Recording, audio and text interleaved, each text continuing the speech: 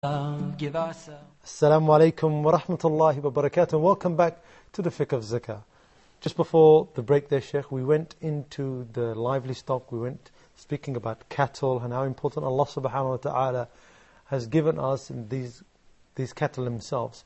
One point I would say, and very clearly, Sheikh, is that when you speak about livestock, there's one cattle that you speak about which always comes to mind, and Allah speaks about in the Quran many a time, is camels. And one thing about the camels, they're very, very succinct as they are as animals. How do we go and do zakah? How do we collect the nisab on this kind of animal and the others that you mentioned, Sheikh? Okay. First of all, I would like to share with you something as well as my beloved viewers. Whenever we were studying this in Al-Azhar at elementary school or middle school or whatever, it was a very hard subject when it comes to the nisab of the zakah on livestock. Because there's a lot of calculations and a lot of names and terms such as bintu labun or bintu makhad, etc. So sometimes we tend to skip it. And I understand that those who are watching us right now, once they hear those terms, they will be turned off. So I would say, let's educate ourselves and at least have an idea. We're going to make it very simple and easy as much as we can. Even if you're not a farmer or if you're not investing in livestock, have an idea in order to see how beautiful is our religion, that Allah subhanahu wa ta'ala explain everything in details. So true. And before I touch base on any of that, let me give you a few terms. With regards to camel and their definition. The word bintu makhad is a she camel that is only 1 year or completed 1 year and it is starting its second year. That is a bintu makhad. Ibn or bint labun. Bint labun is a she camel that is 2 years old and have started the third. Then the right pronunciation of the third one is hiqqah, not huqqah. Hiqqah, which is a she camel, 3 years old and starting already the fourth. Then, with regards to camel, the last is jaz'ah. This is a she camel, 4 years old, starting its 5th year. Okay, let's stop at that and speak about the zakah rate. There is no zakah on camels unless one possesses 5 of them. So if he has 4 and many sheep, it will not be zakatable. Let's look at the chart with us and the PowerPoint here. Once somebody possesses 5 camels, freely grazing for 1 complete year in his possession, then the zakah rate on it is 1 sheep. 1 sheep. Share. Then when he has 10 or when his camels reach 10, then the zakah is 2 sheep. Thus every time they increase by 5, the zakah due on them is 1 more sheep. Until they reach 25. In this case, we're going to use the terms which we discussed earlier. Bintu makhad. Makhad means the mother is pregnant.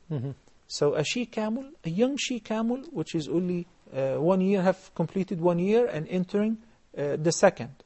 Whenever somebody possesses for 1 year 25 freely grazing camels, then he owes bintu makhad.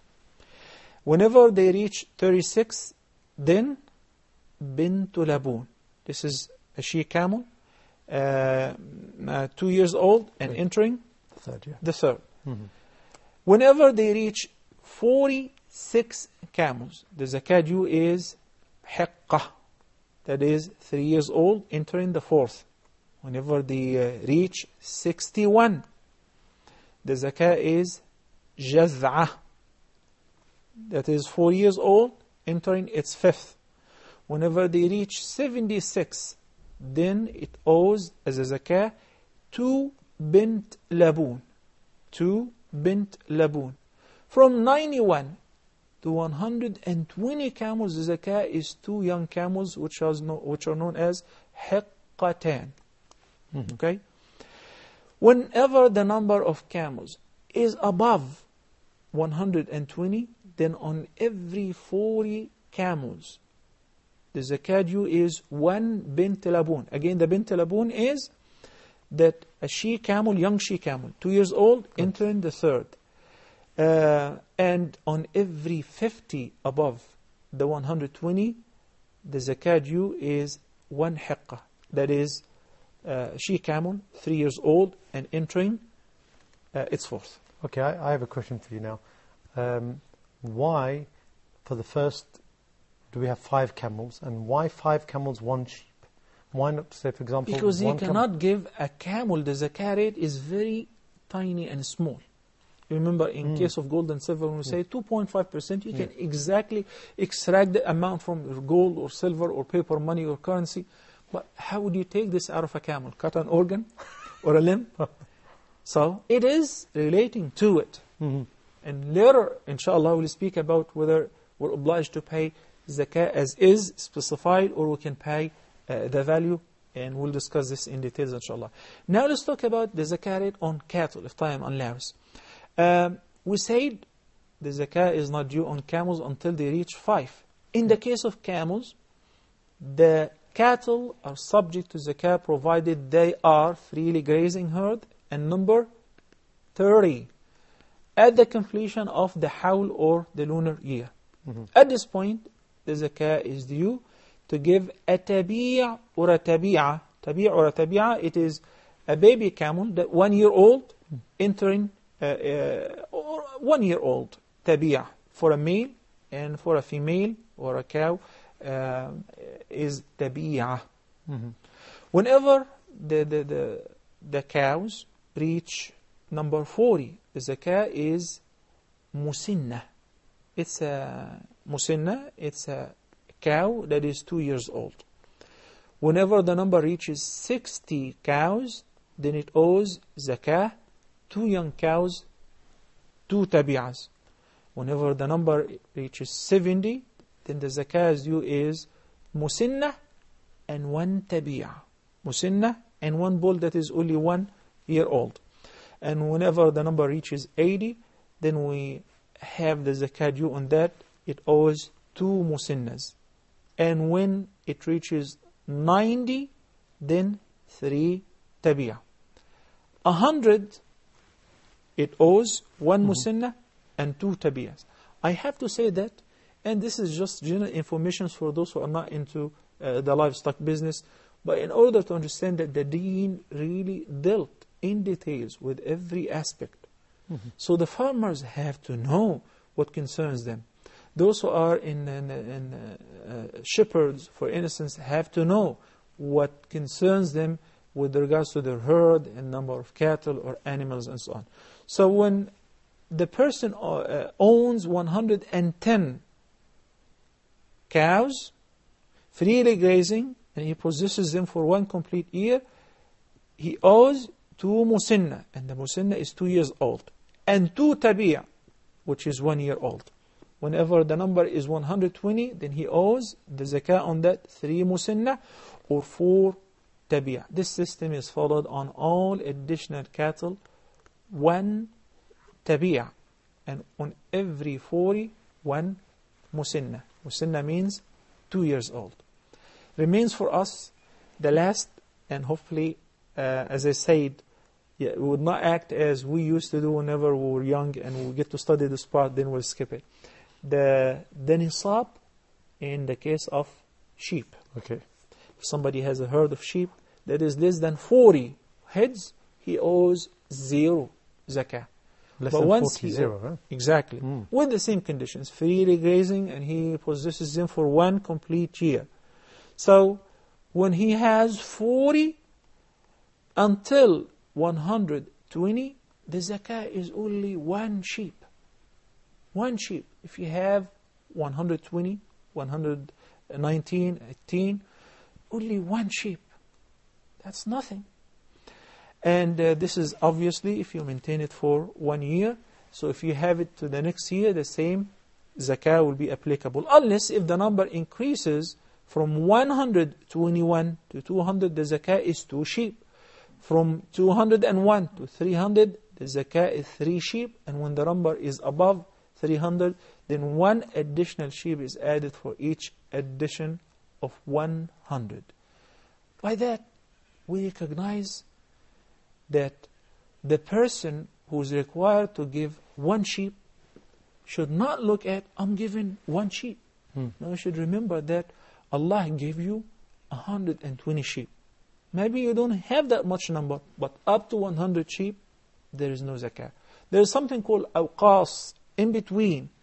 Like I said, in the case of the sheep, the minimum threshold is 40. And the maximum is 120. And in between, it's only 1 sheep. SubhanAllah. Right? This is afu. Allah subhanahu wa ta'ala pardons us. Similarly, in the case of the rates in the camel and the in between the numbers, the ranging, you owe nothing other than what Allah subhanahu wa ta'ala specified. Jazakallah khair. Okay, now that's a lot of detail, and like you said before, it's not for everybody, but it's something that people should look into. Somebody may ask, because we looked at quality in our previous episodes. Quality, Sheikh. What about this quality of zakah? What about these livestock? Do they have to be of certain quality when you're giving zakah? Once again, Nabi sallallahu alayhi wa sallam and Abu Bakr as-Siddiq afterward, and Umar ibn Khattab specified that would not take the harima, the akula. Or harima is an old sheep, and that's why it was specified certain age. So you do not take a defective animal. You're giving this to the poor, but you're putting it in the hand of Allah subhanahu wa ta'ala. If you remember the story of Qabil and Habil, when they were all, instead of bidding over who's going to marry the girl or the sister, Adam alayhi salam suggested to them to offer a sacrifice. So Qabil offered the worst of his produce, and Habil chose a nice fat ram. So this is what Allah accepts. إِنَّمَا يَتَقَبَّلُ اللَّهُ مِنَ الْمُتَّقِينَ.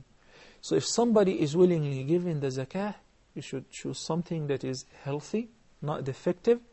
And if we're collecting the zakah and the state employees are collecting the zakah, then you should stay away from a milking animal, because it benefits the owner and his family, or a pregnant or newly given birth animal, because you cannot separate between the mother and the baby.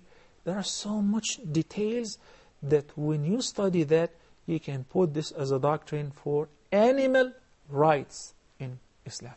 Jazakallah khair, Sheikh Muhammad. Again, you've given us so much information, some valuable information to us.